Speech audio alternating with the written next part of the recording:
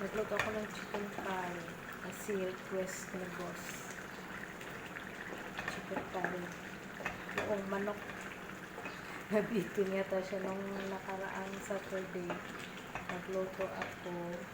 Pero ano lang, 450 grams lang niluto ko. Kaya kulang siguro sa kanila. Ngayon, pinaluto niya buong manok talaga. Nabitin siya dun sa luto ko rin nung nakaraan. Kaya sabi niya, isang buong manok ng niluto. Pa-ready na yan. Luto na yan. Tapos may rice na rin. Luto na rin yung rice na yan. Hinihintay ko na lang silang magsabi na kakain. Kararating lang nila. Pahinaan ko na lang yung apoy para lalo pang lumambot yung manok natin. And malapot na rin yung sabaw niya.